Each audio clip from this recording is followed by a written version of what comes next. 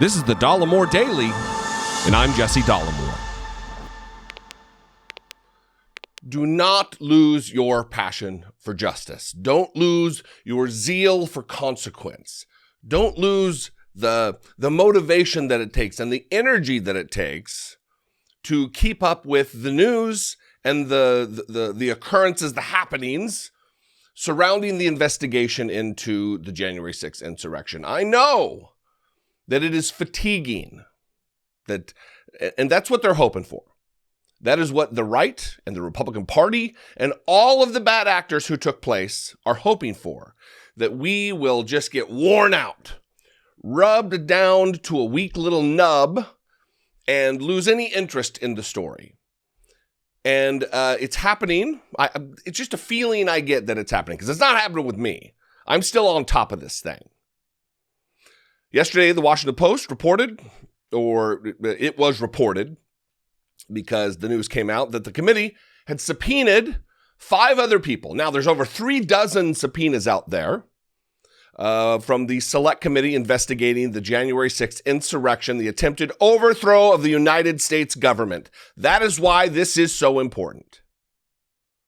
We are on the precipice of losing our very democracy. And among those 5 extra subpoenas are Alex Jones and Roger Stone.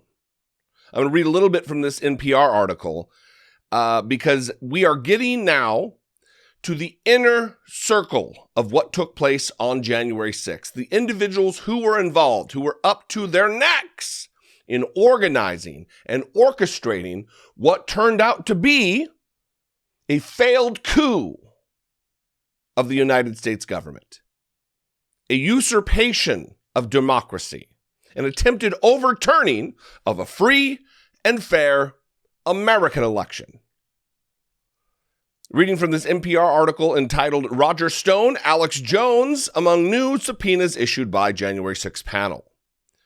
The Democratic-led House Select Committee investigating the January 6th attack on the U.S. Capitol has issued 5 new subpoenas to several ex-Trump allies, including Roger Stone and InfoWars founder Alex Jones, who isn't having a good month related to courts.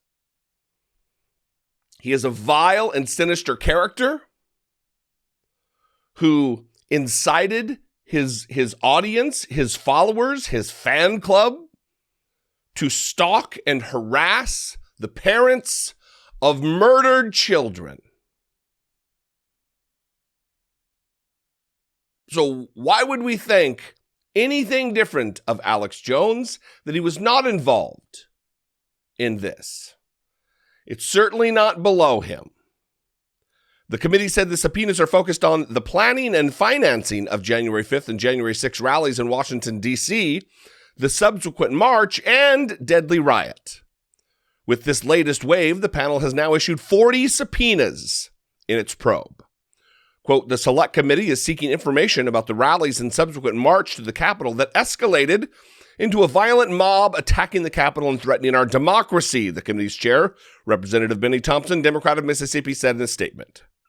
We need to know who organized, planned, paid for, and received funds related to those events, as well as what communications organizers had with officials in the White House and Congress.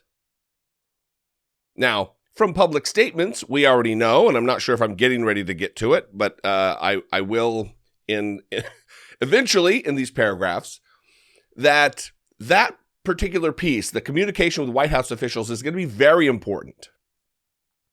Alex Jones has already said publicly that he was instructed by the White House that he was going to be leading the march to the Capitol from the ellipse, following Donald Trump's incitement of violence.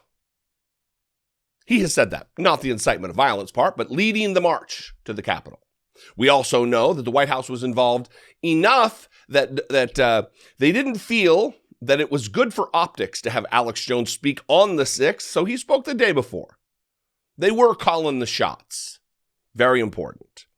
The subpoenas, which include demands for records and testimony, were also issued for Trump spokesman Taylor Budowich, Dustin Stockton and his fiancée, Jennifer Lynn Lawrence.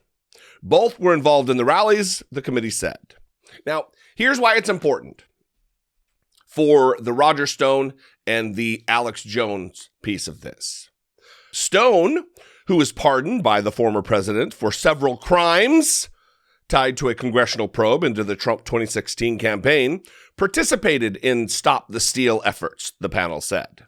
Through an attorney, Roger Stone said in a statement that he had not been served his subpoena, and he has not seen the details of what he may be asked to provide. Stone declined having any information related to the attack that took place. Of course he did. Of course he does deny. But Roger Stone has been a dirty trickster in politics going all the way back to the 70s. Roger Stone has been a close Trump ally long before Donald Trump was in politics. Donald Trump surrounded himself with dirtbags and shitbirds galore. Roger Stone being among them. This is Roger Stone. Quote, I have said time and time again that I had no advance knowledge of the events that took place at the Capitol on that day, Stone said. Any statement, claim, insinuation, or report alleging or even implying that I had any involvement or knowledge, whether advance or contemporaneous, about the commission of any unlawful acts by any person or group in or around the United States Capitol or anywhere in Washington, D.C. on January 6, 2021 is categorically false. The convicted Roger Stone, who needed a pardon for his crimes. Are we to trust him? Stone said after his subpoena is served, he'll make a determination on how to proceed after consulting with his attorney. The committee, said Stone, was in D.C. on January 5th and 6th, spoke at a January 5th rally, and was scheduled to speak on January 6th. He also sought financial support to pay for his security through a Stop the Steal website, lawmakers said. Stone also made remarks he was planning to lead a march to the Capitol from the Ellipse rally, according to the panel.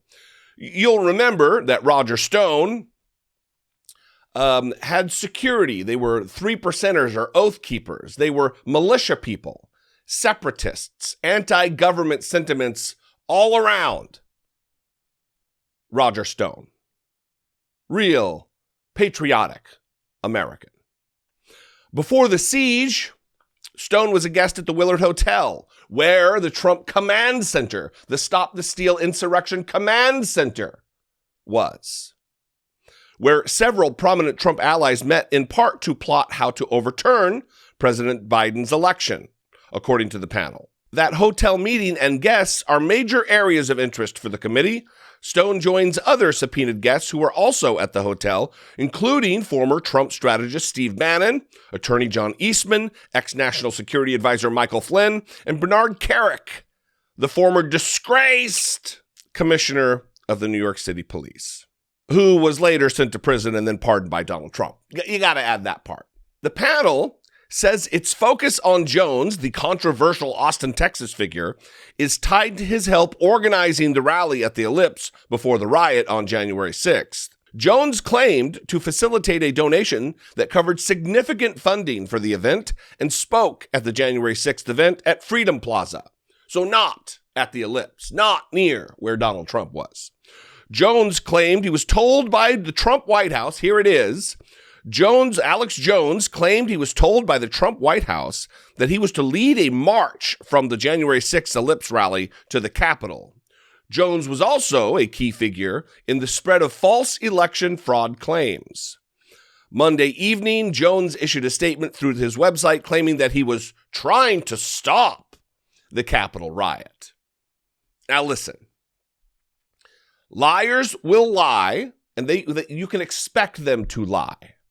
So if someone has pattern and practice in their life, in their public persona of just being a bullshitter, a liar, why would we expect any different now from Roger Stone or Alex Jones? When their fingerprints are all over this, their bodies were in the Willard Hotel, organizing, orchestrating, devious, sinister gargoyles, every single one. Anti-democratic ghouls. This is important. Keep your eye on the ball to demand consequence and justice, because it is our very republic that's at stake here. This isn't a political win or loss for Democrats and Republicans. It's not the midterms. This is the very vitality and existence of the United States of America. I'd love to know what you think. You can call, leave me a brief voicemail, 714-576-4054. Of course, you can email me daily@dollemore.com. You can follow me on social media. That would be a better than average time. And if I do something for you, if I bring you value, a smile to your day, or some information that you believe is critical, please consider supporting my work here on the platform for as little as $2 a month. You can click the join button below this video, see what's involved, become a channel member, or you can head on over to patreon.com/IDoubtIt podcast. There is the perfect place to also support my work, not just for the podcast, also here. I love you guys. I appreciate you. I will see you next time. Until I do, be genuine. Take care of one another.